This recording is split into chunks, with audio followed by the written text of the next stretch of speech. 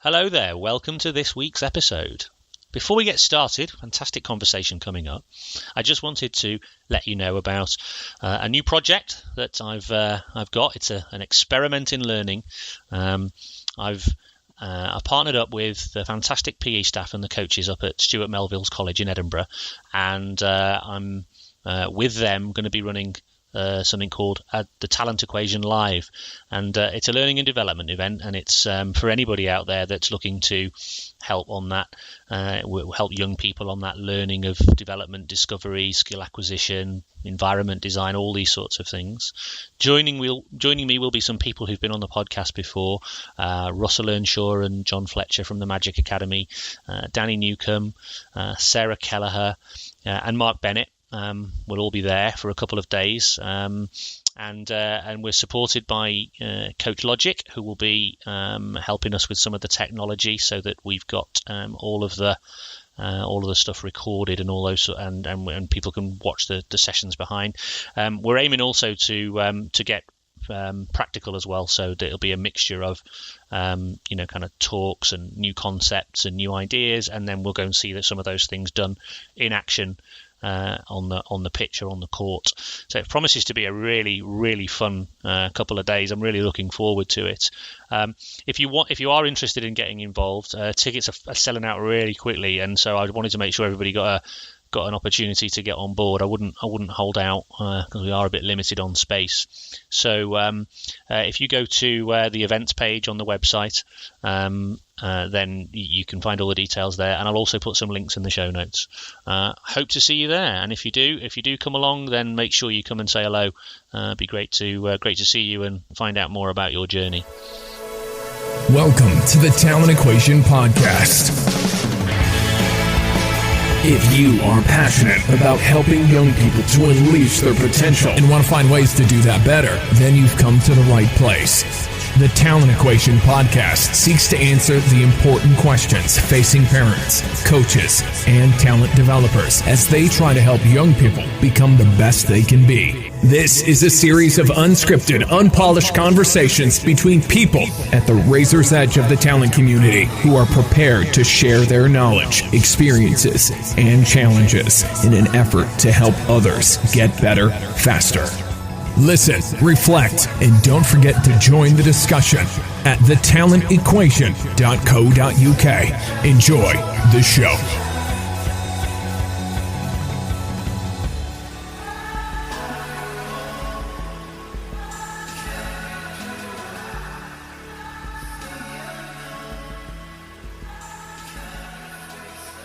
Well, now, it's been a long time coming, but I'm very excited because I have Sarah Kelleher joining me on the podcast. Sarah, welcome. Thank you very much. Very delighted to be on the podcast with you, Stewart. Early morning. Early morning, yeah, this is great. So I'm... like I said, it's been a challenge with your schedule and my schedule, but I'm really pleased that we've been able to do this because I have to say that I was very fortunate to spend a good, 2 seasons coaching alongside you. And they were two of the funnest seasons of coaching that I've ever had, if funnest is even a word.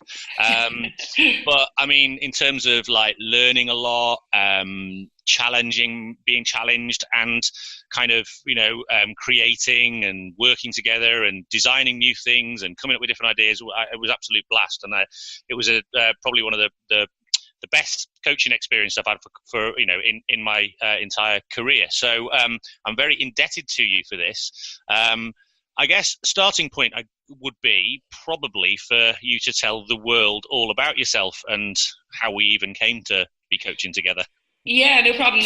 And I suppose actually us being here on a Skype call, even just seeing each other here reminds me back to those sessions, because we used to do a lot of just back and forth and brainstorming around ideas, and and I think the good practice design and is good conversation and being able to bounce things back and forth, and usually do that over a journey of time. So an idea will kind of pop up, and then a few days later you'll add another layer to it, and by the time you get to your session it's already just starting to really flow. So that was for me also such an enjoyable process. But yeah, to rewind in my story, I I played hockey for Ireland for just under 10 years, had X amount of caps and captained the side for a number of years. And post playing, I then decided to take a bit of a rest and stop playing for a period of time. And there was probably a lot of moments along the way that really shaped me while I played. Some good, maybe some less good.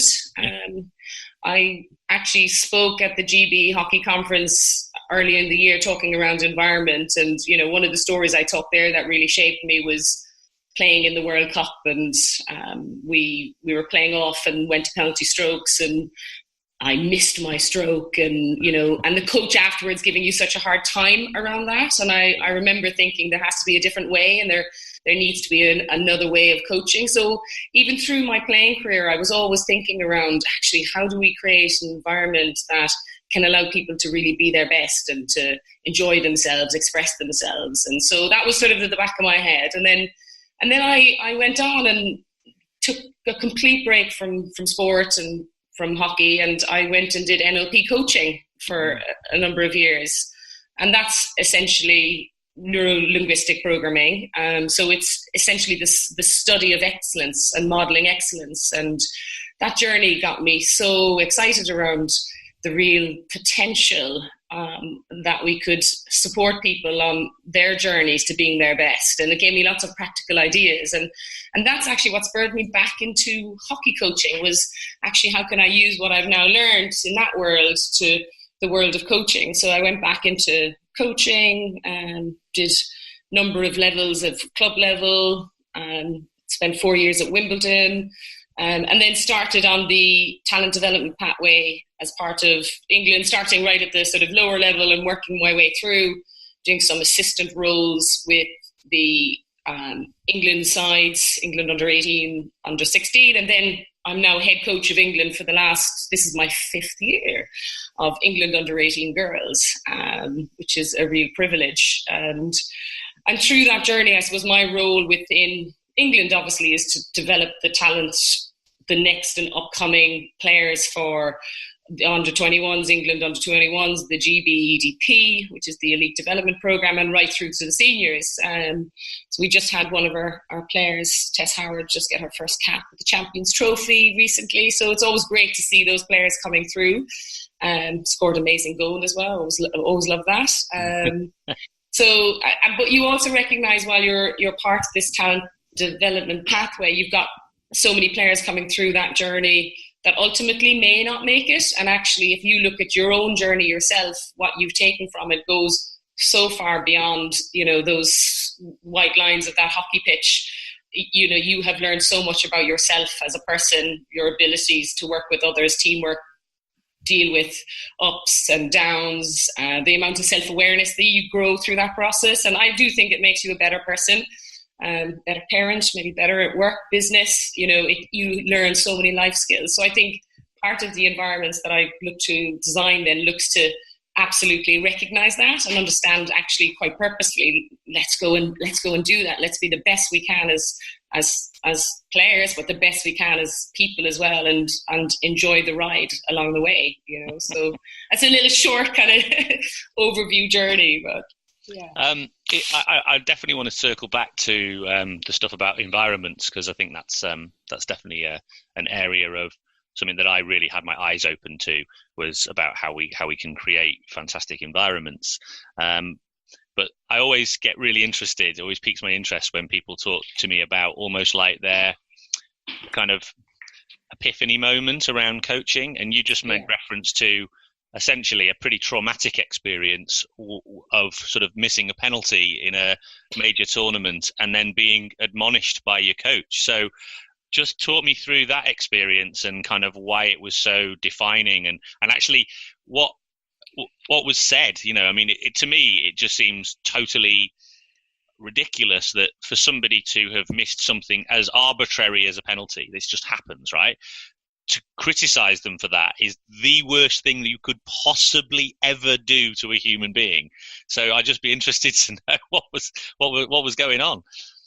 Yeah, I think it's interesting, isn't it? Because I think, you're playing off in a big game, the stakes are high, and the flip of the coin in the guard of penalties means you're in a 58th position in the tournament, or you're in the back door of the tournament. And that, we're in Dublin, it's 94, so it's home crowd, big atmosphere, lots of expectations, and I think that pressure can go out to the wider group, and go out to the coaching team, and and I think if you have a culture where you're not necessarily recognizing absolutely everyone's giving their absolute best, and sometimes we do make mistakes even in these high stake situations, and recognize that, and that necessarily wasn't the culture there. So, and for me, cultures that, rather than build people up, sort of, sometimes look to knock them down so that they can come out fighting or work harder,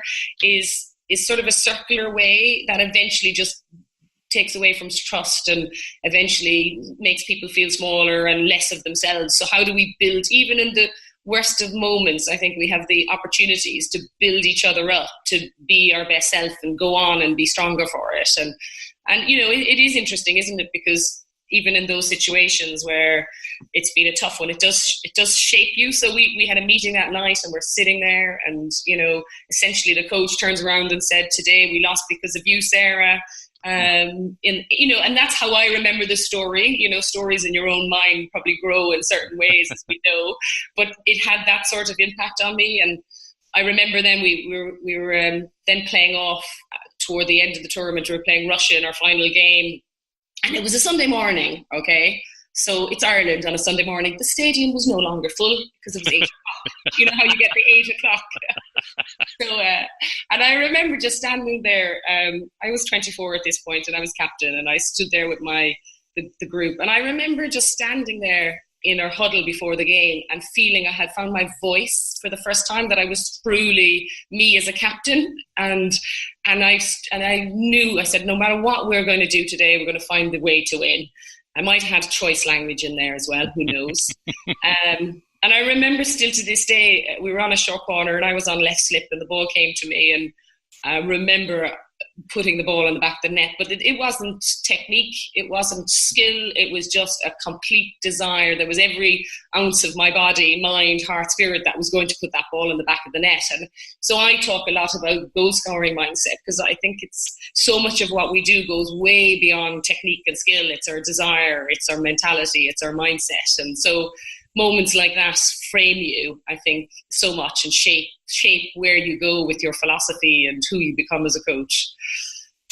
So one of the things I'm really interested in is you, knowing you as I do, there wouldn't have been anybody in the room beating themselves up harder than you for that moment, even though probably deep down in reality, the rational side of you knows, hey, penalties are a coin flip, particularly in hockey, where the goal is quite small, really. I know the ball's small and moves faster, but the goal's quite small. I mean, the keeper moves in the right position, it bounces off the shoulder or something like that, and bingo, So missing penalties is actually far more frequent than probably people realize, or not scoring penalties is probably far more frequent than people realize. And in the pressure of something like that, where, home crowd, like you say, you go to one side or the other and all that sort of stuff. So that's going to be really literally living with you, right? It's stuck in. I mean, I can still vividly picture it. I can well imagine. Yeah. I nowhere near the highest level, right? Just playing for my club team. Yeah. I remember missing my first ever penalty, having not missed one. I had a run of about 12 or something. I still remember it vividly. I missed the goal, trying to be a bit smart. I never forget that. Anyway, but anyway, but you're beating yourself up, right? And then somebody comes along and actually just says to the whole group, and by the way, just in case nobody's fully appreciated this, it's on you. What's going through somebody's mind when they do that? How do they think that's going to be beneficial to anybody in the group? Do you know what? I find that hard to imagine myself. I really do. Because I really believe in I talk about a flourishing model of coaching. I talk about positivity. I talk about thinking about situations around the language we use, and actually putting people at the heart of everything, and empathizing and stepping into their shoes, and also thinking about where we're going next. So for me, I think I find that a very difficult to understand environment. But I think through your journey, you'll have seen lots of different types of coaching, and I think ones where we really put the player just at the heart of everything and understand we're together, ups and downs and groups, we get to much better places. I think back to my under 18 journeys, and we've had quite a lot of good success. We've played in 3 Europeans this is my 5th year, and came up with a bronze medal in all 3 of them. But one year we went to 6 Nations, and we actually had our worst results in terms of we didn't necessarily play well, and when we did, the results didn't quite go our way. And I remember standing with that group at the end, where in other times we might have had a medal around our neck, and this time I think we came second last. It could have been last. One of those 2.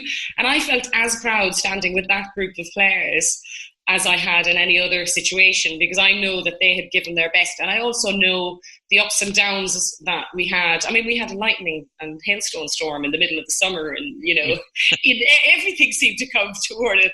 If you think about a life-shaping event and how you got through it as a group of people, you have to take massive pride from that, and understanding that in that situation and the learnings those players are going to take with them, that in itself is a great achievement. So sometimes you have to strip it away from the missed goal or the result, and recognize of what you have achieved. And I know, and obviously high performance, that is more difficult when results do really count at that level. But ultimately, through how we travel and the values we have, I do believe the results and the performance and the outcomes will look after themselves in any case. I mean, it's worth probably, I really want to talk about that flourishing model, because I think it's really, really important. But just to contextualize that for people, European bronzes, right? That's not something that our under 18s team would historically have often got towards, is it? That's a fairly good, just due to the dynamics of the way our sport is structured in this country, and of a range of different, where the players come from and all those sorts of things. Our under 18 girls team ordinarily would not be getting a bronze medal in a Europeans. Is that correct? No, I think the girls definitely had the potential to hit that level over the years. Absolutely. I think the year before I came, I think they had also in Dublin got a bronze medal. So okay. It's, you look at the Germans, you look at the Dutch, you look at Spain, Belgium, there's countries in there that are consistently high performing countries within it. And then, like last year, Ireland were doing really well and playing, much better than they have in some years. So you have countries starting to knock on the door there as well. So It's competitive. The key thing is, can you get into that semi-final? Can you go from the semi-final into the final? And I think that's the step that we're not quite there with yet, and one which would be great to achieve over time. Because you come up against either Holland or Germany in those semi-finals. Yes, and we did beat Germany this year to get it was a 2-1 victory, which was very sweet to get the bronze medal, which was very good.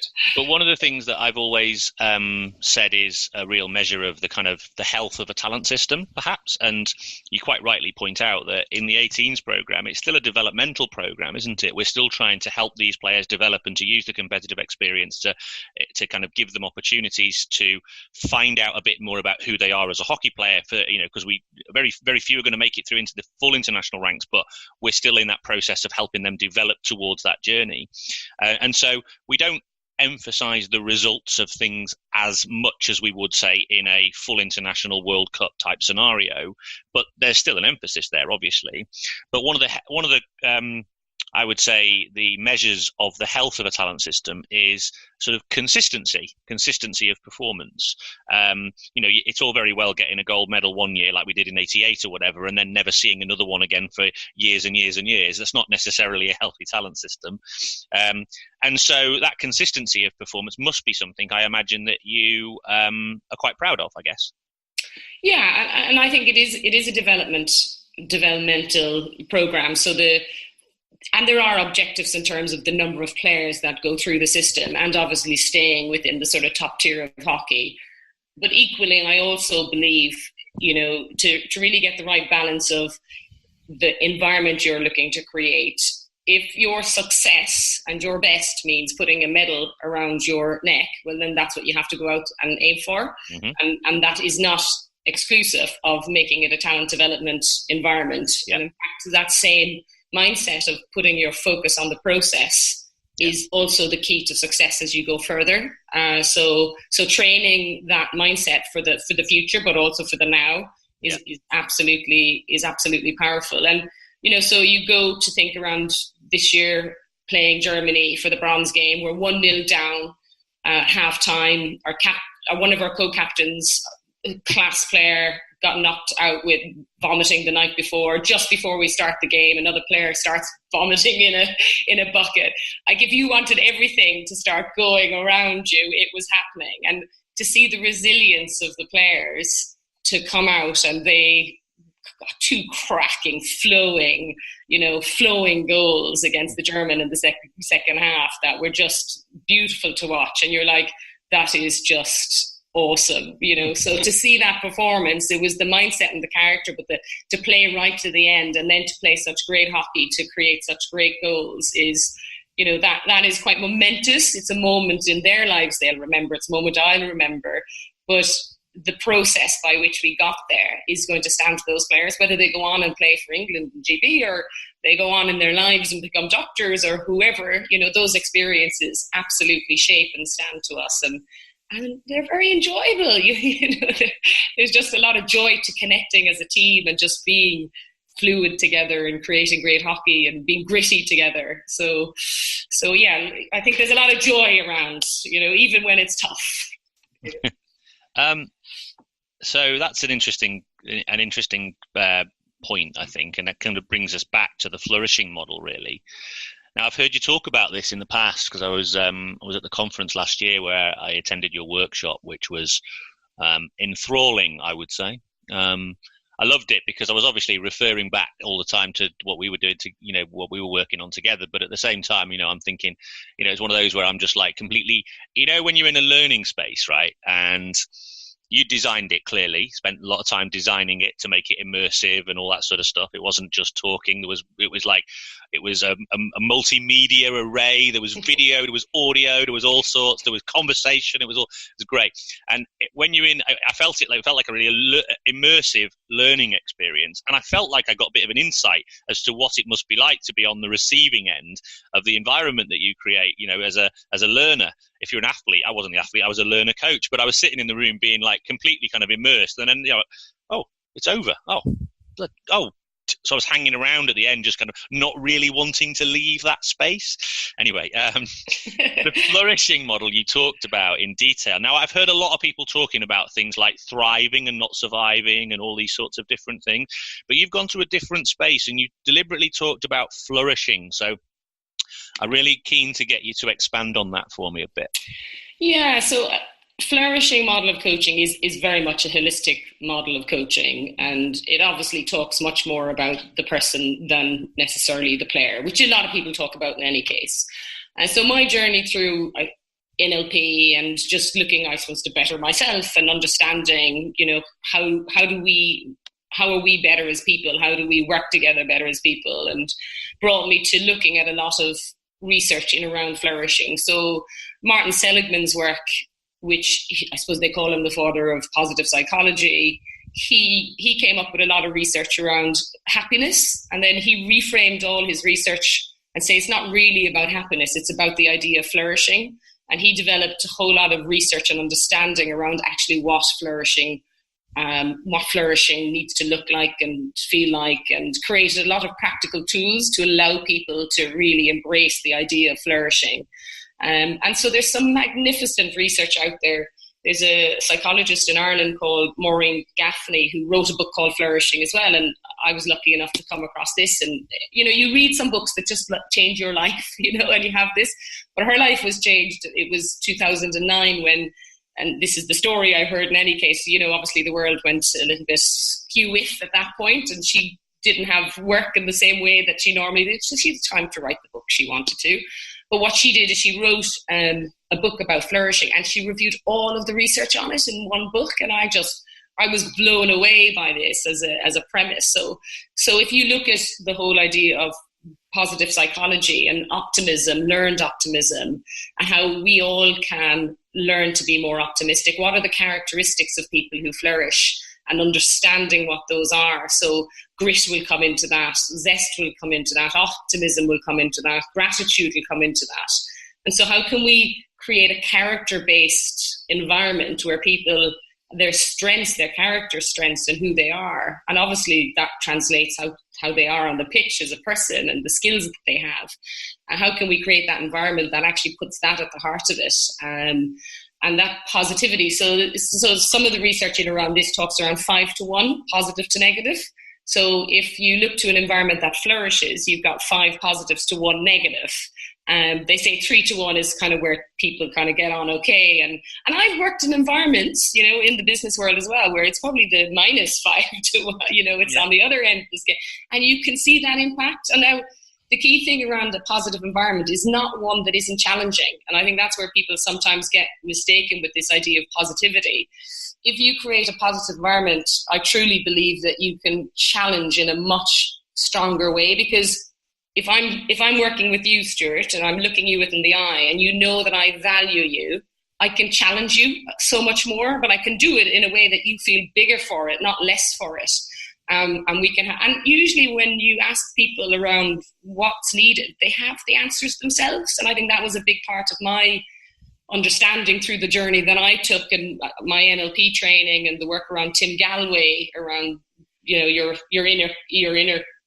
inner mind, your inner coach, that actually people have those answers. So you as a coach, you as a person in that environment is a facilitator that allowing people to be their absolute best. So if you flourish, you are really truly expressing yourself. So there's a lot of self-expression. There's a lot about you understanding yourself as an individual, but within the context of a team. So a big part of a flourishing environment is around self-expression and individuality. And from that, you get a lot of creative solutions, but you have to put a bedrock of safety in place, of security. And from there, you can then challenge in a way that's really healthy and positive for people. So how would that manifest itself? I'm always a big believer when I'm having these conversations of kind of bringing these things to life, really. You gave some really great examples of the sorts of things that you would do with a group that would foster this sort of flourishing environment or flourishing culture, so to speak. Yeah, so essentially, I mean, one of the things that I suppose is a hallmark of our program is we work on the basis of themes across the year. So, and we create this pyramid of success. I've probably kind of taken it from John Wooden's pyramid of success. He kind of inspired me and was a real influencer of my philosophy, his values-based philosophy. But it's really built with the players, and we build it together. So every camp we have, every time we come together, we add some more blocks to our pyramid. So the underpinnings is the idea of play fast, play forward, play hard as a kind of real kind of rock bed of that. And then we have be champions, be gritty, be visionary, be creative.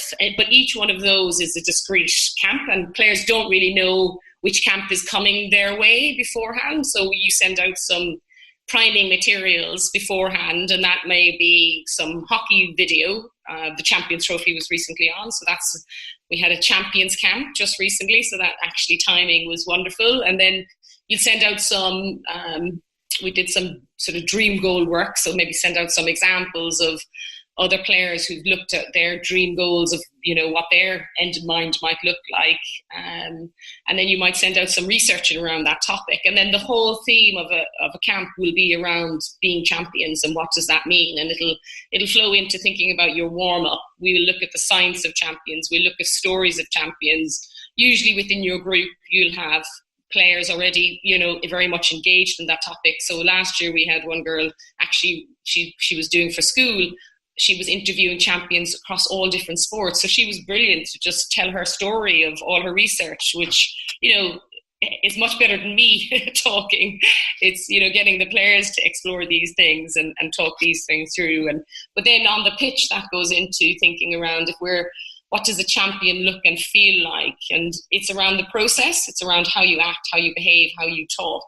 So that goes on to it. And so then we have a champion award at the end of it. And this time they got the History Makers book about the GB Olympics, and Kate Richardson-Walsh had signed it with a beautiful message to the player who won it. And so that means the players then have to look around the group and say, who epitomizes this theme? Who amongst us is our champion that really is that role model, and what is it about them?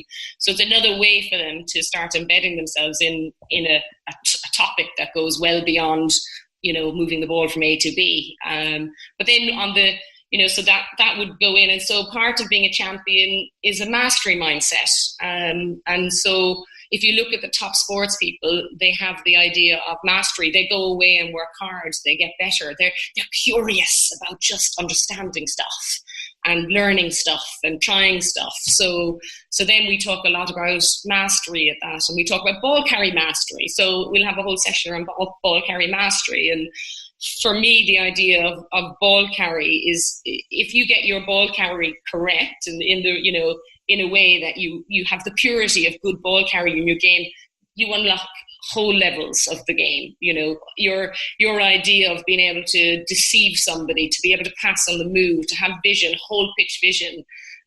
We talk about great players are thinkers off the ball. It's because they can see. So how do you carry the ball? So you link that theme with ball carry, and then we watch video of top players carrying the ball on the baseline. So what is it they're doing there? And we explore that topic. And we've got players within the group who are really good ball carriers. What is it they're doing? Let's really unpick this.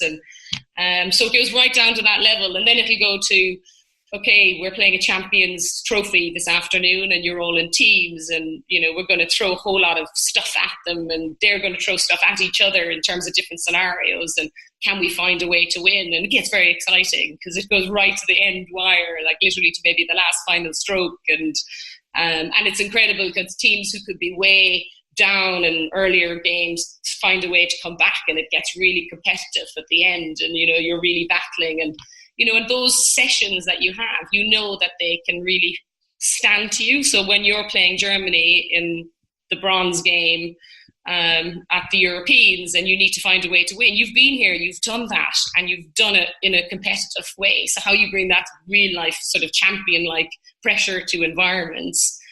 So it's all baked in, it's all part and parcel of the whole environment and everything that you think about and how you design it, from before, there, after, through that process. And I think one of the things that's really fascinating about this for me was how when we talk about learning environments, very often the focus is on what we do in the learning space on the pitch, so to speak. And it would be about, how we can maximize learning opportunities from within that environment. Great, no problem. But what you're demonstrating, in my view, is about how the creation of an environment is far much more than just what we do on the pitch. And more importantly, if you can foster that environment, what you then do is you then turbocharge what you get out of those pitch sessions, because you're framing, if you like, outside of the pitch environment, kind of what the way we're going to engage in that pitch environment looks like.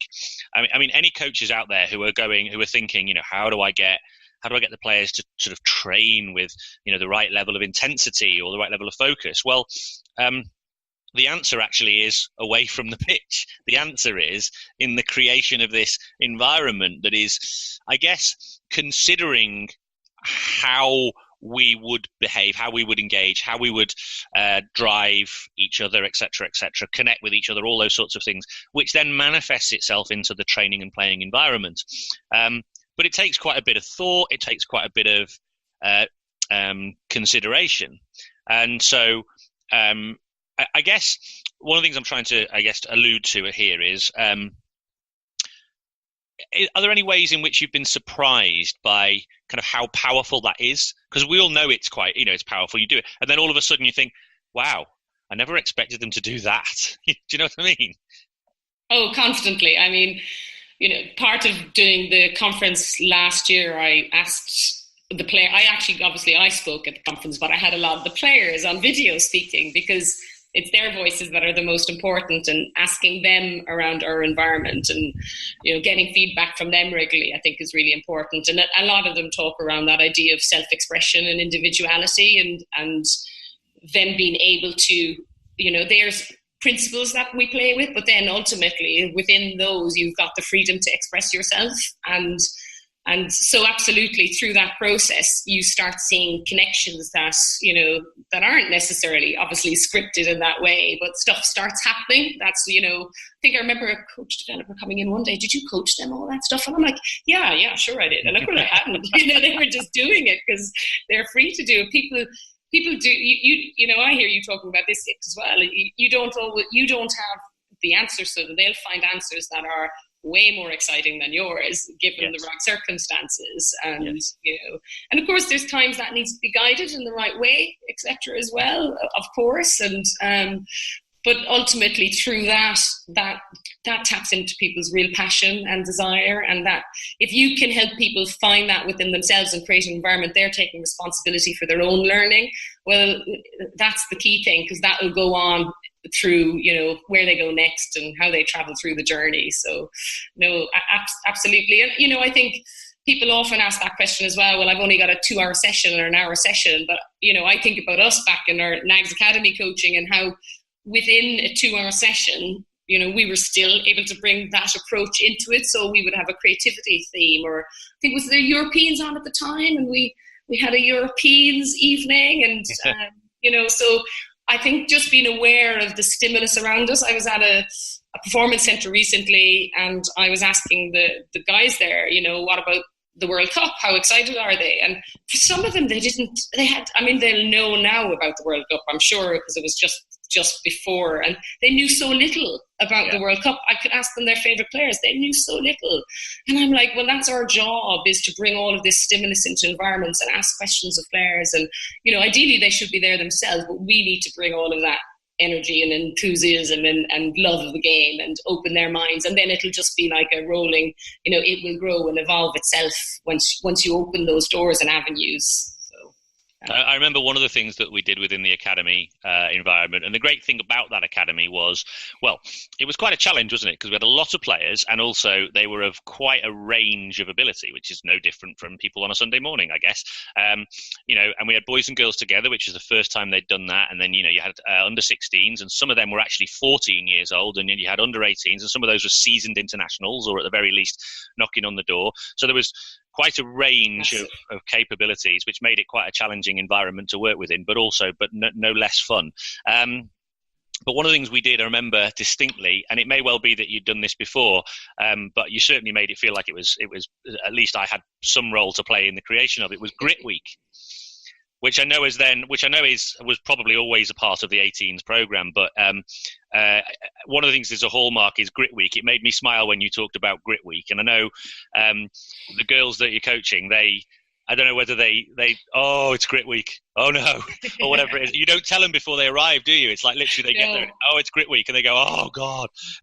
Yeah, they kind of get it by the time they're in the car, because I usually send something earlier in the morning that they start recognizing it is, and they're like, and it used to be Grit Day, but now it's turned into Grit Camp, and they're like, I think, and they're like recommending now that it goes back to Grit Day. Yeah, so so grit, obviously the science of grit is an incredible characteristic to grow, and it is a growable, characteristic trait that we can have. So, and it's fundamental to successful people in all walks of life. So for me, you can't, and there's no point in just talking about stuff. You got to experience stuff to really go and own this kind of, and understand what these things mean to you. So a grit camp is pretty gritty. So it is very hard work. Both from the physicality that's added into it and the kind of scenarios that we put to players, but equally we talk a lot about grit and we look at the science of grit. And while the players find it obviously a really challenging, they come away feeling really rewarded, and they come away having learned an awful lot about themselves as individuals, but also as a team and as a collective. And a lot of players have also talked around how what they've learned through our grit training also has gone into their mindset for studies, and how it's actually gone into that area of life. And so Grit Camp, we might have interviewed Alex Stanson around what grit meant for her, and we'll play that video there. Or if somebody like Alex is around and they can come and talk to us. Last year, some of the girls, and we're training, and Danny Kerry was there, so they interviewed him for grit that next week. Off the back of it, the girls last year came up with the whole idea of Swelfies. So every time each and every one of them trained right through their exam period, because they go, before we go into the final part of the competitive season, they're in exam phase, and how do you keep yourself at your best at that phase? And they just took so much ownership of that last year, and kept sharing every time they ran a really great sweaty Swelfie of themselves to each other, and just to keep that sort of sense of momentum up. So, and that's what you want to see, is you want to see players taking on the initiative to make these things happen. So it's throwing a little bit of inspiration like grit into the mix goes a long way. But I think part of when I think around the designing of obviously the program, but also each and every session. So like we're saying here, the idea of before and after, the idea of priming. And I suppose I got a lot of inspiration from behavioral economics, and my day job has been in business and in strategy and innovation. And I think what comes from the world of business and strategy and goes into, they just cross over. So I think behavioral economics has had quite a big play in the sort of me thinking about the environment. So priming, but also the idea of peak end. So the experiences that we remember most, as if it has a real, the start and the finish are so important to things. And so actually at the end of every camp, you need to make sure that it feels celebratory. It feels like, you're rewarding the best, you're sharing some of the best stories. And that's why the idea of, let's say, the Grit Award at the end, where everyone then celebrates, what we've achieved and the individuals, and, and how you make sure your sessions are dialing up to the hockey, really, that it does feel like you're in the Olympic final or in the European final, or, there has to be a real fizz going on by the time you get to the end of these. And but it is interesting, because I think these themes, so going back to the sort of the idea of actually it's not just what happens on the pitch. So if I take the last Champions camp we had, the players were very tired coming into it. They came off 2 days of school. It was a Thursday and a Friday. And a lot of them are just where they are in their academic and their sport. They've been asked a lot of them are going to see university. So, and we actually had study windows in the camp as well. So you go from having a tough hot pitch session to a study window, and then you're expected in the cold, freezing, wet, dark of Lilleshaw out at 4 or 5 o'clock. And actually having the champion theme allowed us to talk about, okay, where are we now? How are we feeling? Okay, we're not really there. Yes, what do you think you guys as champions need to do now to get yourself in the right place? And they came up with great ideas, and you just let them off as a group to come up with the answers to that, and they invented little games to get them warmed up, and different people did different things, and they're quite creative when you put a question to them like that, and next thing they're in the right place, and next thing the session's getting better and better as it goes through. Even though this group, if you came out and looked at them just an hour earlier, you're like, ooh, how are we going to get much out of this group right now? But that's part of the joy of creating that environment where people are just really flourishing and enjoying it and growing through that process. And like you say, the priming and the framing, allowing them to sort of step into the environment and step into the culture. So rather than, I think a lot of organizations or groups of any kind think that culture is almost like something that you kind of have to manufacture. You have to sort of take almost a mechanized way of doing so. So it'll be like, we'll have discussions and we'll talk about our culture and it sort of never really gets beyond the words, even if they're written down, it gets beyond that really.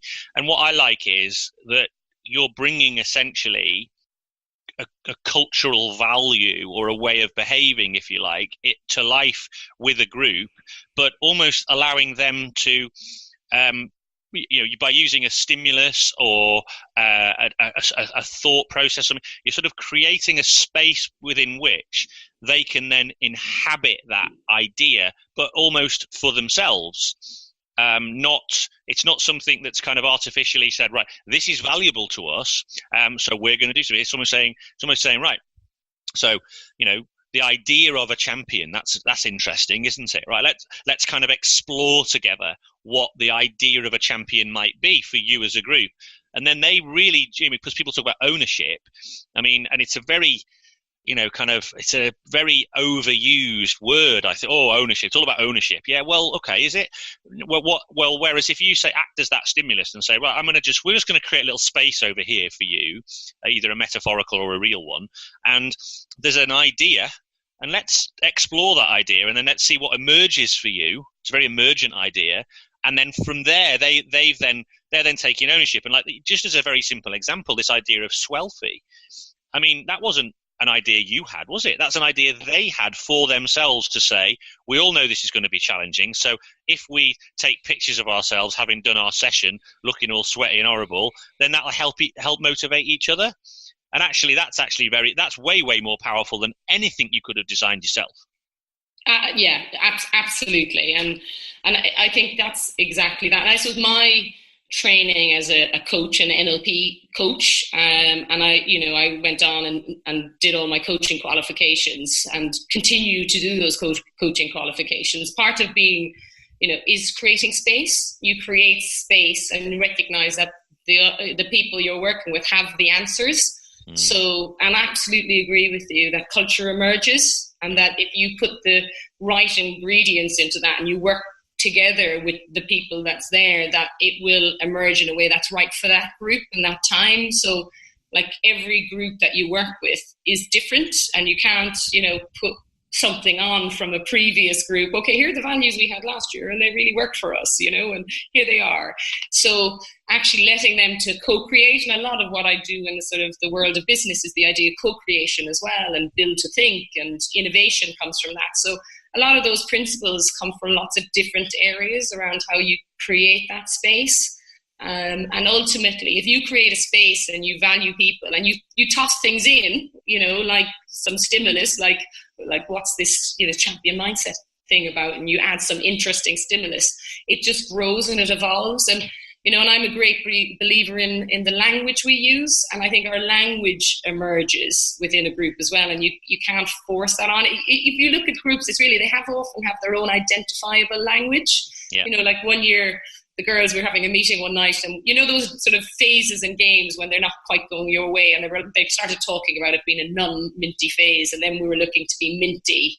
What was our minty hockey? And next thing it was, all right, let's be minty in the moment, and they evolved their own sense of language. So, but you can't force that on a group. I think you have to create the environment for that to absolutely emerge through that process. So, yeah.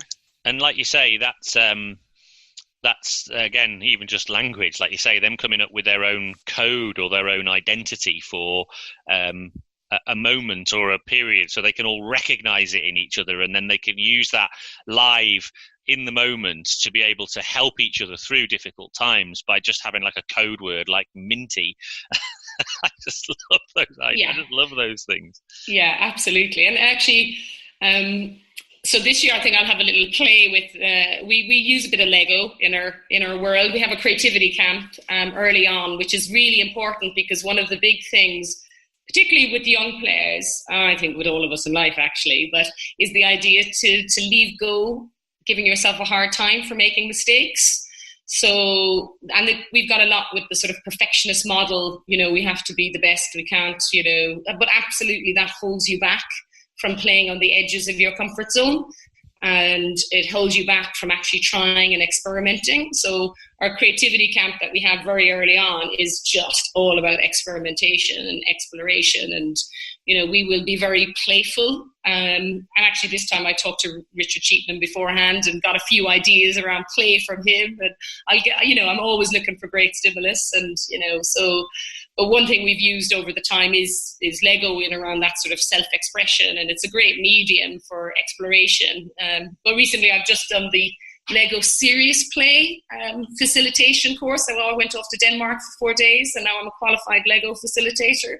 Wow. And so that's fascinating because, it's got all of the principles of play in there and all of the principles of flow in there, and how when we're in flow, we become unthinking, we tap into our unconscious. And then it's got all of the principles of build to think, where you just sort of bypass thinking as we know it, sort of rational, and go into the real sort of implicit understanding. So that's a great way to build values, so actually let's build some metaphors around what we stand for using Lego, and people come up with some and then tell a story about it and then video it and then put it to a video with music, and next thing we have a lovely story about who we are as a group. That's really rich because we know how the mind works. And I think, like I went back at the conference, I talked about how Tim Galloway really influenced me and, with his, inner game of tennis, and how he talked about self one and self two and how we get in our own way. And then you've got Daniel Kahneman's work around systems thinking, which is obviously the system one, which is all around storytelling and associative thinking and metaphors. That's really how we are impacted as individuals, and it is around storytelling and it is around the visual language. So the more we can, it's like you said at the conference, there's lots of different mediums used there. The more we can be visual and creative and how we embrace storytelling and bring our environments to life, the more it sticks, because that's how our minds work essentially. So understanding, I think, how the mind works in the context in your environment really. So there's probably a lot of sort of, when you look around, it maybe can be quite chaotic and maybe quite playful, but there's a lot of science that's sort of underpinning all of these ideas that have just come through time. But if from players' point of view, they might never feel and touch the science that's there, because actually the output of it can be quite simple and quite playful, and obviously something that you should enjoy and want to come back to again and again.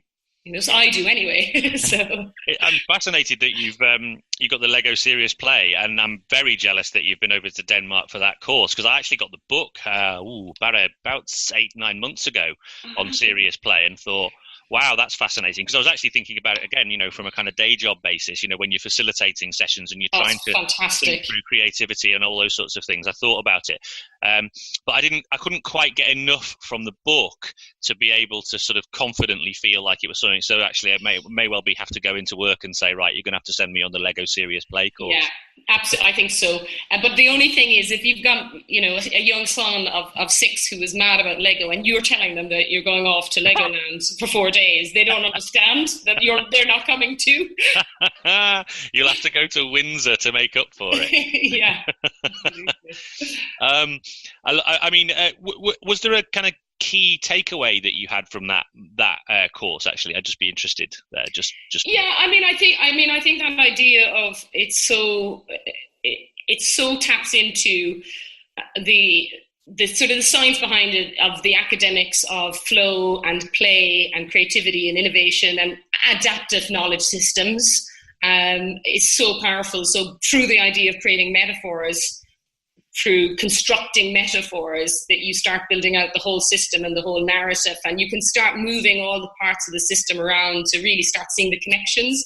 And it's out there, it's so powerful. So there's sort of 2 streams, which is like you can build strategies through this process, or you can build teams and cultures. And so you will build the sort of core identity, then the external identity, and then the aspirational identity, and everyone will build those. And so it's a fabulous way to be a creative and safe environment. I love the story behind it, how it came around. Was apparently, obviously, Lego as a company wasn't doing great, and what was happening is that so much strategy approaches just were failing, and there wasn't enough creativity and innovation in the strategy approaches. So they said, why not, let's use Lego. And they actually use Lego to reinvent Lego as a business. So it's such a great story. And then from there, then they went back and said, okay, well, what do we do? Let's look at the science behind all of this as part of it.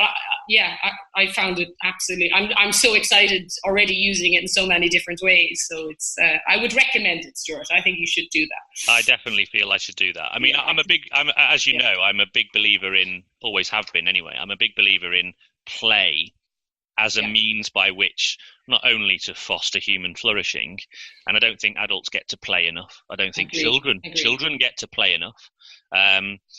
Everything's so serious. So the idea for me immediately of serious play, and I read an article this morning about hard fun, which probably aligns something to grit a little bit. Yeah. And so people tend to equate, I think, playfulness and play with frivolity and kind of almost like it's of no value. There's no use. Now, I think it's playful. Play is valuable in itself because it's an opportunity for recreation.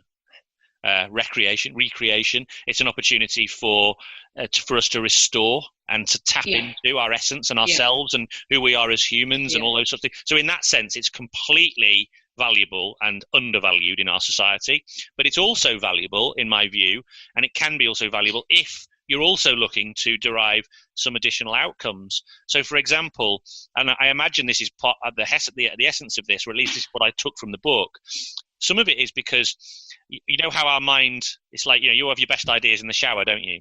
It's almost the same idea, is when your mind is occupied with other tasks, it's when your greatest moments of epiphany can come. And it's almost that idea, isn't it? Yeah. Absolutely, and freeing ourselves up to allow us to tap into all of those great things we have, and that sort of thinking mind sometimes can get in our way. So how do you act? And play allows you to do that. And so, like, as part of our creativity camp that we'll have, we will look at the science of creativity, but also of play. And there's obviously some beautiful, TED Talks and, some great stuff around, and how our mind works. I mean, how we have to, the art of seeing the world differently is so important, and understanding that my map of the world and your map of the world are completely different. And that's a great thing. And actually what we see isn't necessarily reality in any case. So we've got massive abilities to be flexible with our perceptions of the world, and getting that into players' psyche from a young age, I think. And then how the role of play. So there's a lovely clip of, how dolphins play throughout their whole life. They absolutely play for play's sake, but obviously within that, they're learning so much about their environments and their skills within that. And yet we as humans fall away from playing, and it's and so actually bringing play, championing play into a young person's talent environment should be a no-brainer, but it should be a no-brainer no matter what level. And I talk about play. We play hockey, we play fast, we play forward, we play hard. We're playing essentially, so let's not forget that. And, sometimes we take it all too seriously, and actually there should be a light touch to that. And I think when we have a light touch, we're freer. And freedom, I think, is sort of the key to that idea, you finding your flow as well. And, and that's when we're at our best. We're just in that moment free to express ourselves. So, and play is such a key to unlocking that. So yeah, I think it sounds to me, so one of the things I wanted to just draw on is that there might be some people here going, well, yes, Sarah, well, you have elite players and, you bring them together and you have a lot of time with them and all those sorts of things. But and so, it's all right for you. I've got a group of under 12s, and some of them are it's all I can do to keep them in line before they go off tearing off and breaking things and smashing each other up with hockey sticks and all these sorts of things. That wouldn't possibly work for me. I kind of want to disabuse them of that notion. I feel like if you did this, and if you thought about your environment in this way, and in whatever small way, you might not have time to play with Lego, you might not have time to do all these things, but you still can talk about the idea of what are champions? How do champions act? What can we do in here that would make us look like champions? Having a champion award, having a creativity award. I remember one time in the academy, I was giving failure points because I had a hard time getting some of the players to buy into the idea that it was okay to fail, that it was okay to actually get things wrong, because we were desperately in that environment trying to get them to challenge themselves to go beyond what they could currently do. So I was trying to encourage that in the environment by saying, you're getting points for failure here, not points for succeed. You get points for failure, right? But it's obviously going to be the right kind of failure. But people aren't necessarily thinking in those terms. But there's lots of little things that you can do that are enormously impactful. And then the great thing about doing some of those things is that your environment then is far richer, and so many of the other problems that you may have encountered before fall away. They become less relevant because the players are now all of a sudden interested in something that's far greater than turning up to a session and doing some stuff and then going home. Yeah, absolutely. And I think you're right. You can bring this into all sorts of environments. So like I'm coaching club hockey now, Hampstead and Westminster, in the conference league with Kate. We're doing a co-coaching job and really enjoying it. But one of the things we've created is a Wonder Woman Wednesday. And, and it was, the whole idea, okay, let's be Wonder Woman. And, I have absolute belief that that's the type of players we're working with here. And that's a very scenario based, so we actually have all of these Wonder Woman cards all put out, and they have to pick a card, and there could be we have all sorts of little characters in there as well. And, you've got Mr. Freeze in there, and that means you can call freeze and somebody has to freeze. And you've got, they have to stop in that moment. And if you pick your timing around that, it can be quite tactical. And then there's obviously, scenario cards around a clean win outside the circle, so it's got a real mix of different things, or it's got a scenario in there, there's 2 minutes left and, you're 1-0 down, or if you score in these 2 minutes, it's worth double. So there's a whole lot of different scenarios, but it's playful. And sometimes we, at that level, because, winning the league is serious business and we're top of the league right now, but sometimes you got to let that pressure just fall away and play for play's sake and enjoy the environment and enjoy playing, and actually the results will look after itself. So how can we lighten that at times? But it's still serious and we're still learning and we're still working hard. And by gosh, like being competitive and intense is right at the heart of what I believe in, and working hard. And I talk a lot about my mantra around through our efforts, we will succeed. And I think from a young age with young players, you can start absolutely instilling the mentalities within this, because a lot of people struggle a lot with younger players around creating an environment of winning versus just participating. But understanding the idea, through our efforts, we will succeed. Let's celebrate creativity. Let's celebrate failure. Like I'll call to players of mine, they'll have made a mistake. Well done, that was fantastic. I know it didn't quite come off, but you tried it. Had a player last year, we were playing Ireland, and she came off. They're putting us under quite a high press. What should I do? I said, isn't that great? That's just great. Mm-hmm. That's exactly how you're going to grow and learn. And I left it to that because, just enjoy the pressure. Because absolutely, it's more a mindset. They're putting us under pressure. Just love the pressure.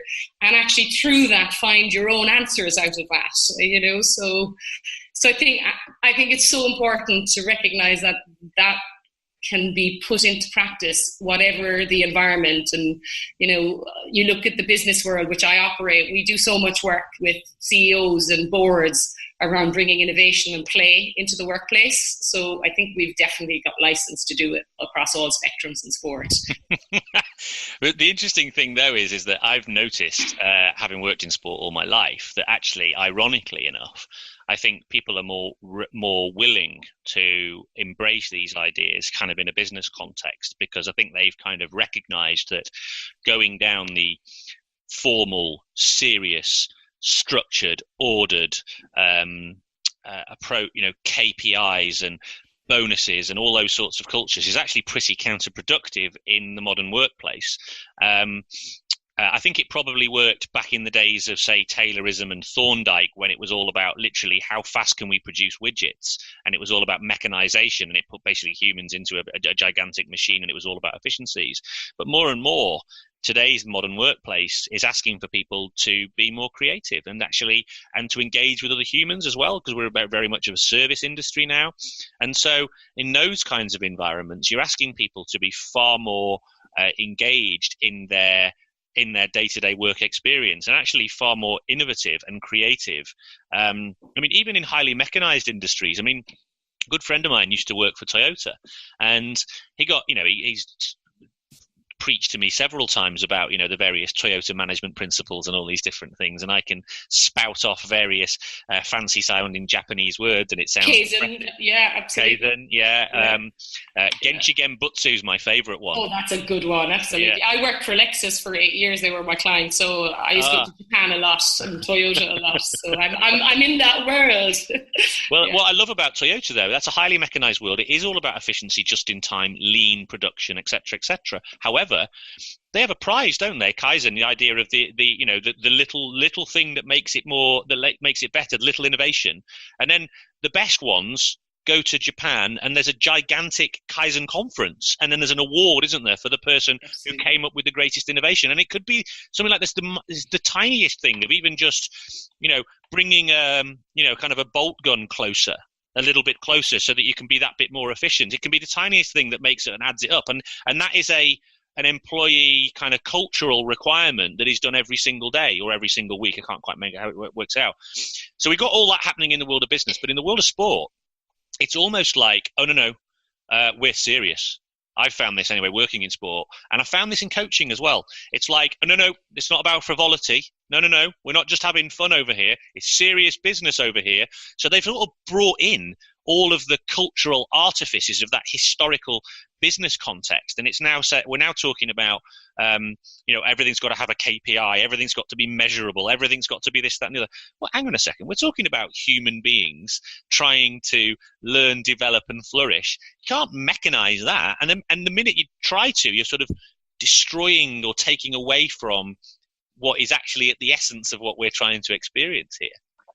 Yeah, no, I think you're absolutely right. You look at the world of business, and so many of them are taking away the KPI lens and taking away people's even, your targets, people's departmental targets, and obviously companies that are really quite pushing the boundaries. And of course, some, when times get hard, start going into lockdown, because humans are humans, depending on the scale of business that you're in.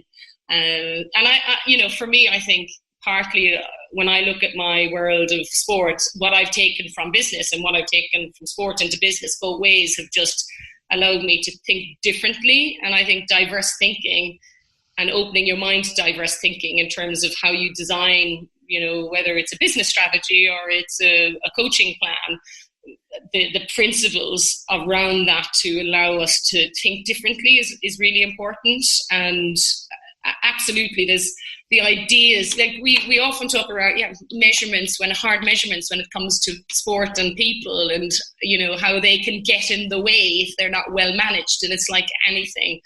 But then there's the celebration of us being on a journey to being better, like you talked about within Kaizen there. So I think there's so much to learn across both, without a doubt.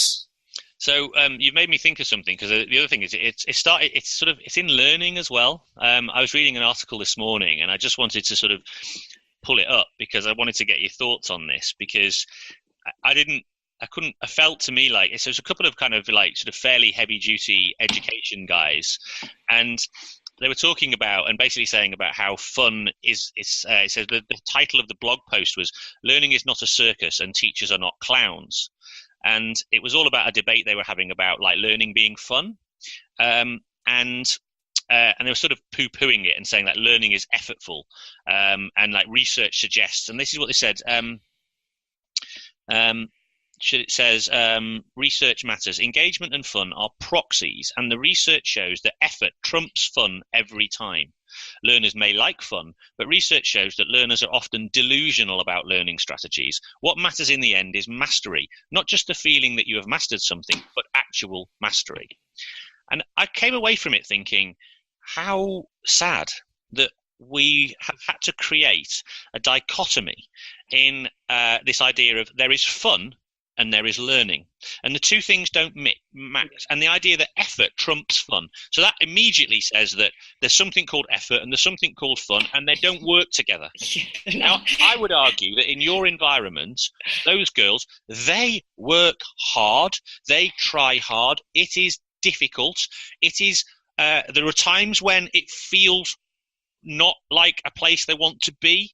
It feels really quite uncomfortable or all that sort of stuff. But if you ask them and you said, is it fun? They would go, this is the most fun I've had for ages, I would say. And that's a perfect example of it.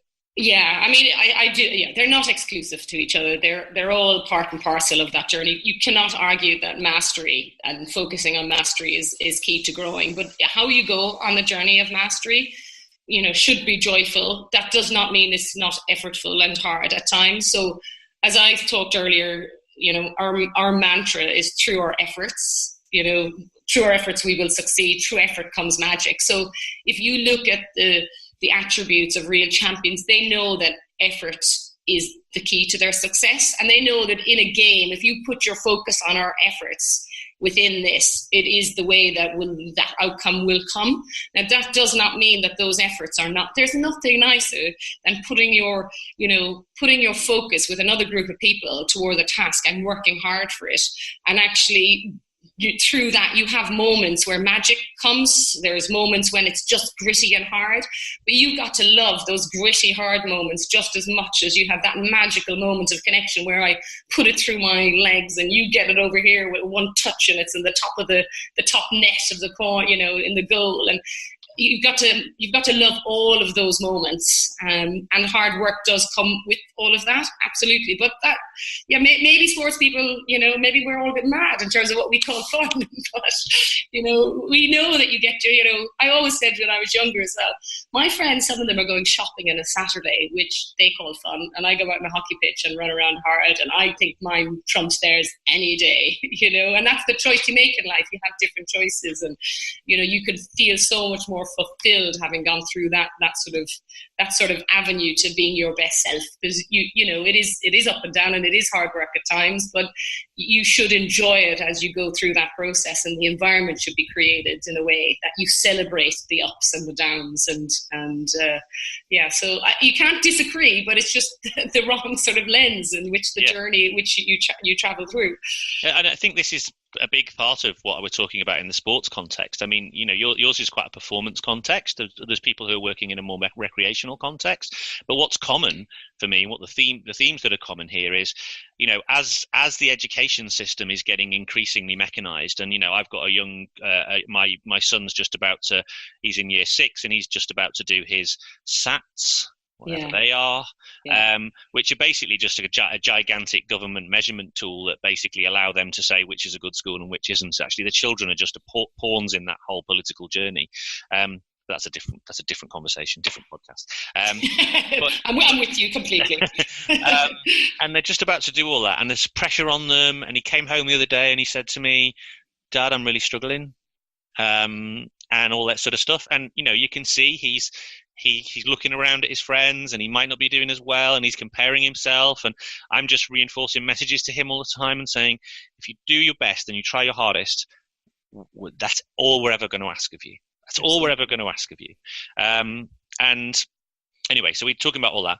And then, but the bit for me so while the school environment's doing that, well, in sport, do we want to be like that? Or do we want to create an environment that's something else? Now, what I love about what you've been talking about is you're creating an environment where it's basically saying, no, we're the opposite of that.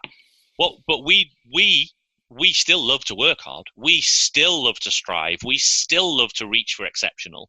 But we're going to do that in ways in which that you can find meaningful for yourself. And then what you're doing is, and you said it earlier, it's helped them with their studies. It's helping them with everything else.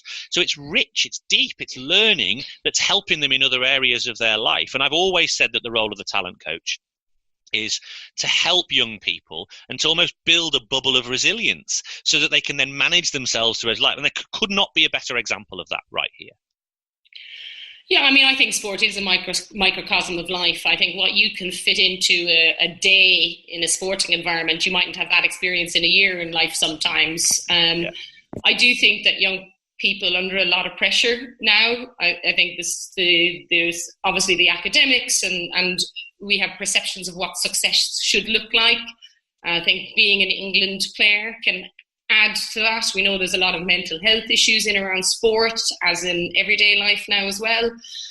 So I'm very mindful that we try and create an environment where we're not adding more pressures. And by the very nature of being in an England setup, you are adding more pressure, and some players will deal with that more than others. And so if you can do as much as possible to diffuse that, and create an environment where it doesn't feel as, you create pressure in terms of how you play on the pitch, but not all the stuff that goes on around it, to help that they understand that there's more balance within that. And you get it right sometimes, you don't get it right other times. You wish you could help more players with that balance that they have in their lives. But I take my hats off to young people nowadays with what the world is asking of them, and how they're developing and dealing with these. And if our environments can support them in whichever way, yes, get better as hockey players, but also help navigate some of the skills that they need. Sport is a great medium for that. And why do we play ultimately? To kind of learn and get better. That's the human race. It's how we've evolved. So understand that role that we play within it. And and that doesn't mean that we're not working with all of the key, like we talk around the end in mind principles within the hockey world. We know that there's some really guiding principles about what makes a great, hockey player of the future. That's in there too. But I'm also aware that, you're not adding another thing that they have to become a great player of the future. And if I don't do that, am I failing? And so you question yourself at times how you set that environment up, when you already recognize the amount of pressure that's on these young players. But that's a great point you make. You focus them on foster an environment which focuses on what can we do in the here and now that's going to help us to flourish. And if some of that then helps some of you onto a future as an Olympian or whatever, then that's great. But that's not what we're thinking about right now. What we're thinking about is you and flourishing, and us and flourishing, and togetherness and connectedness. And I've literally written down, as we've gone through, the amount of words that we've talked about: grit, zest, optimism, mindset, character, flow, process, joyful, connected, self-expressive. I could go on. And if you place these things at the heart of our experience, then that could give us a better chance of whatever it is we want to do later on, and we'll have an amazing time while we're here.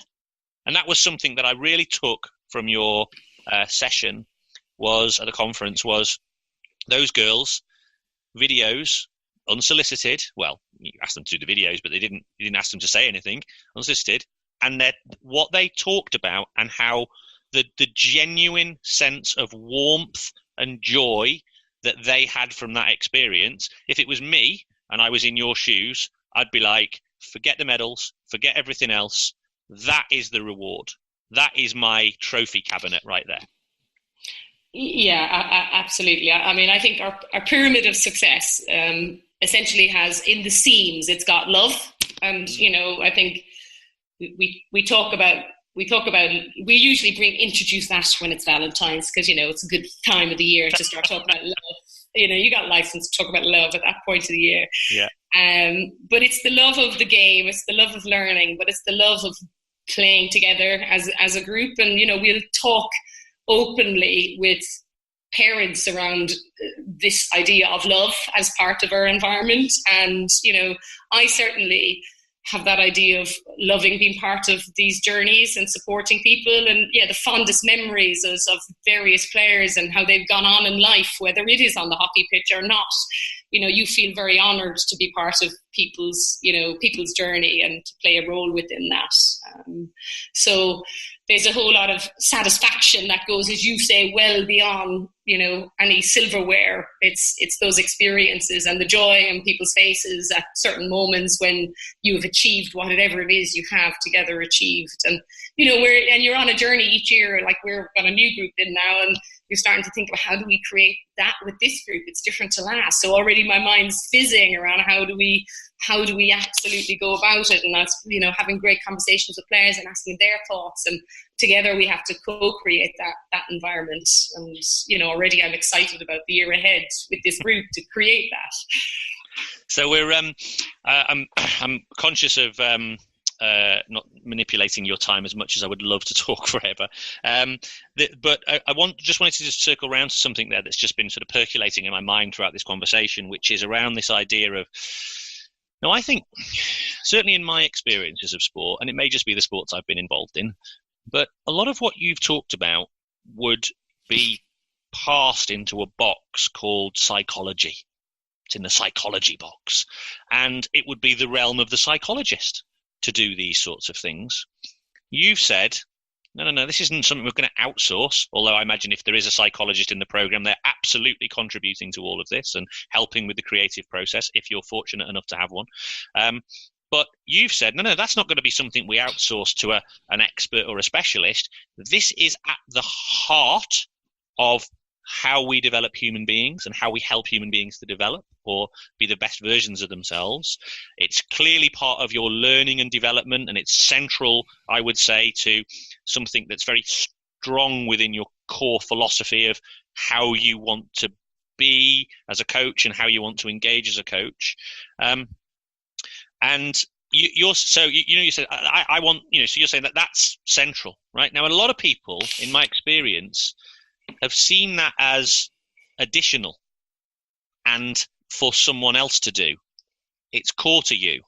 I just was interested to sort of get you to, I guess, reflect and expand on that a bit. Yeah, I mean, I suppose for me, and when I talk about the definition of a coach, I believe we need to be equipped with the skills that are holistic, that are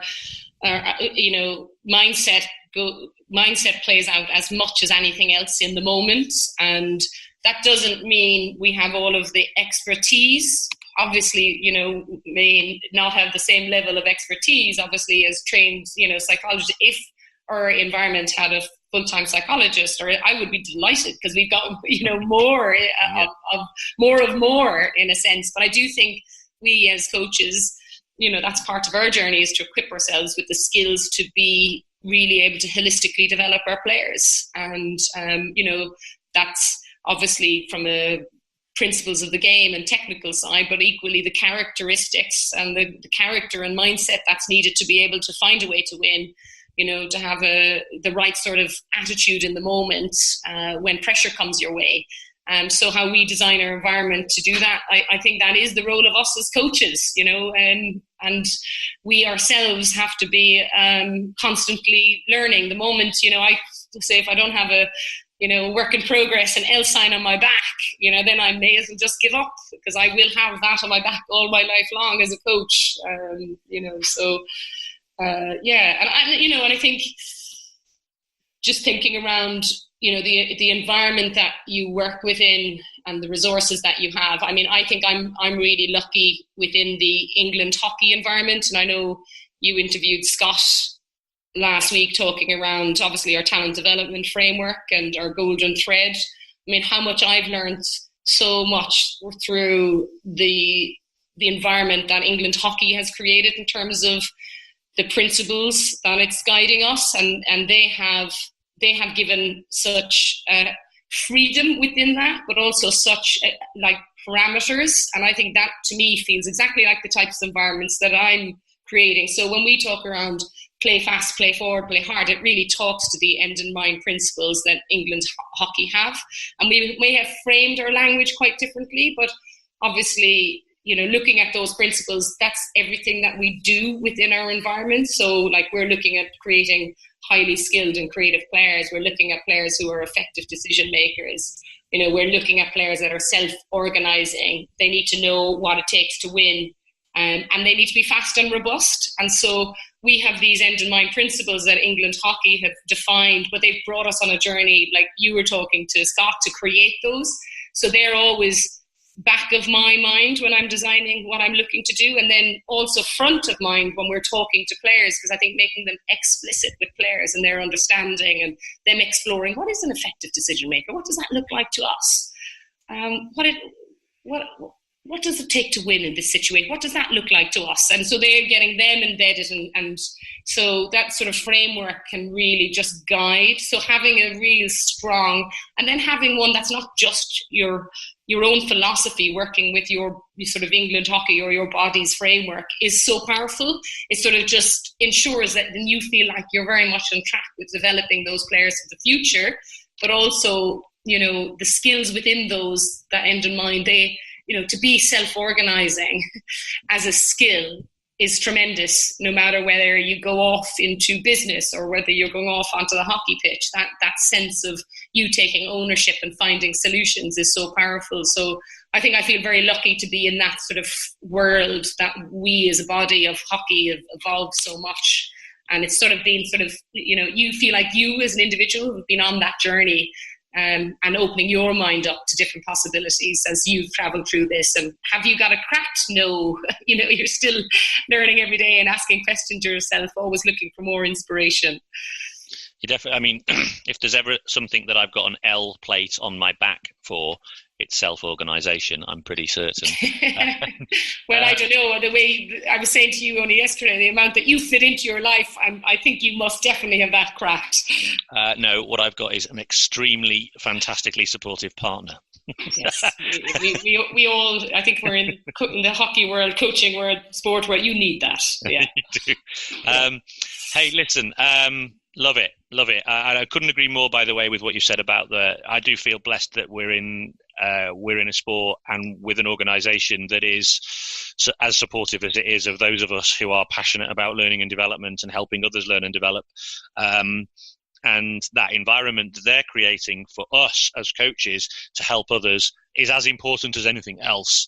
And that is something that I think is, definitely, I wouldn't want to lose sight of that. And I see a lot of that happening across sports, by the way. There's an increased realization that these things are important. So it's fantastic I do agree with you. Right now, so I know you're super busy, as much as anything, but people might want to get in touch and maybe find out more, or maybe even want to get you to come and talk more about providing the environment, the way you do that. Now, I've been fortunate enough to snag some of your time for the session that we're running up in Scotland in the new year on the 29th at Stewart Melville's college, with the kind support of the school up there. A big experiment in learning, the talent equation live, my first kind of solo effort at a conference, and you're on the bill, and you'll be covering some of these topics and exploring them in a lot more detail, and you'll get the full audio visual experience. Love it. Not to build it up too much. But if they wanted to contact you in the meantime, if they can't get up to Stewart Melville's college, then how could they do so? Well, I'm on Twitter, so if you search for Sarah Kelleher, you'll find me on Twitter or LinkedIn, the usual means, or if you want to go via England Hockey as well. So I'm always contactable in many different ways. So, yeah. Brilliant stuff. Well, it's been great to catch up. Great to reconnect. As I said earlier on, we talk about being a learner, an active learner. I definitely had not only a super playful and fun time coaching with you, but also some of these conversations. I miss, actually. One of the things I miss is we had these conversations like on a weekly basis. Yeah, they were great. Going to sessions, or picking up the train station, or where we were planning on the Skype sessions and coming up with these creative ideas that we could explore through, and that was real fun. I felt like I'd found somebody who kind of really is linked to my values and the way I viewed the way the coaching works. So it was a really great opportunity for me to learn and develop. I only wish I could carry on doing it. The ironic thing is, taking the role I have now working in coaching, I had to stop doing all that coaching, which is a bit weird. I know, we'll have to just get back on a pitch together. One day I hope that will happen. One day. That would be great, absolutely. Well, no, thank you very much, and I'm looking forward to doing the conference with you as well next year, March. Isn't it March or yeah, ages away. In our life, that's like, yeah, exactly, a lifetime away. No, it's been a pleasure. Thank you. Well, I appreciate your time. I know you're busy, and and I do hope you have a fantastic Christmas. And I'm going to follow. I do follow the girls, the 18s girls, with real interest. Every now and again, when I see one pop up, either in the international side or I see one playing. We've got our own Instagram page. The under 18s, and they do post. They posted some. We have our own storytelling media team. The girls create their own content, and they created some really good stuff from the last camp, actually. So check out their Instagram page, England Under 18, and they did some great videos around champion mindset. And our next camp coming up before Christmas is festive thinking. So obviously people will have heard of the Thinking Thursday that the girls had. And we have our own version, which is a festive version of festive thinking. So we'll be doing a lot of thinking scenarios, but probably wearing our Christmas jumper in the midst of it all. So yeah, watch out on our Instagram. There'll be probably some interesting posts off the back of that as well. But so we love to tell our story as we go and share some of the sort of nuggets. So yeah, absolutely, it'd be great to get more people following that as well. Perfect. All right. Like I said, appreciate your time, and really enjoy the conversation, and all the best as the girls develop and improve. And I will definitely be tapping into the Instagram feed. Okay, brilliant. All right. Well, look, thank you very much again, Stewart. We'll talk to you soon. Cheers. Thanks.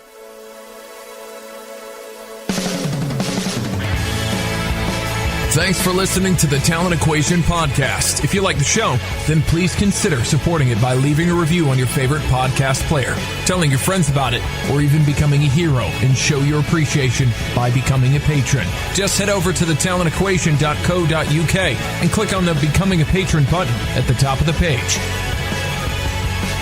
Well, there you have it. What a conversation that was. Really, really enjoyed that.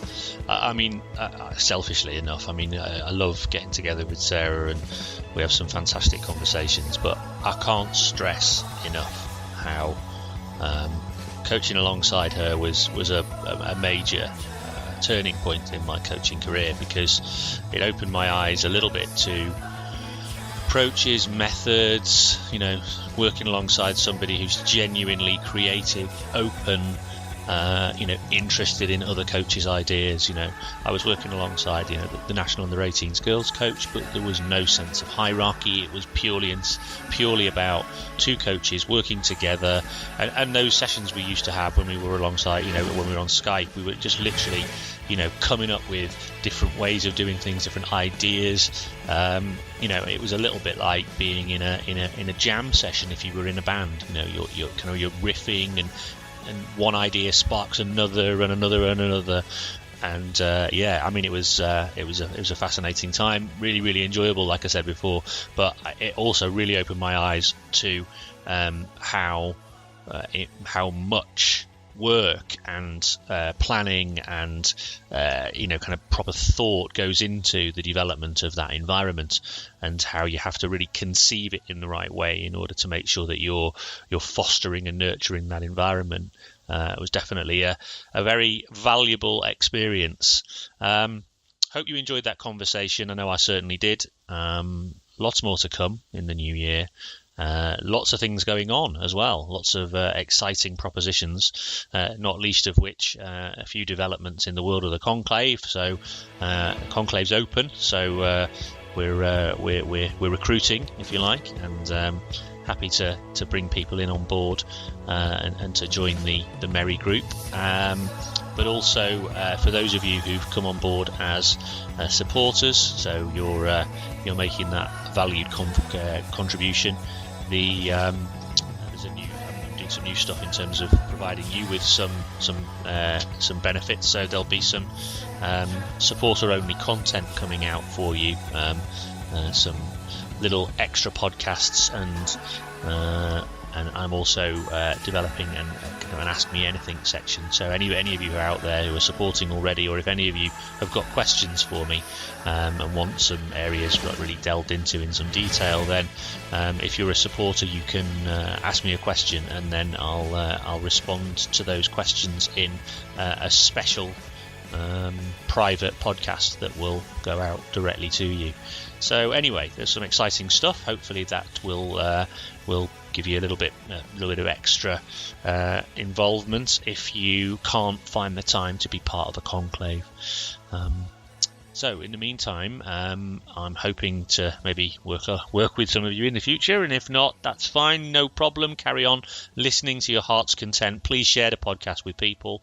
It helps to get the message out there, and if you've got the time to leave me a review on your favourite podcast player, then again, that's also a brilliant thing to do in order to share and give people the lowdown. In the meantime, have a great week of coaching, and remember, ditch those drills.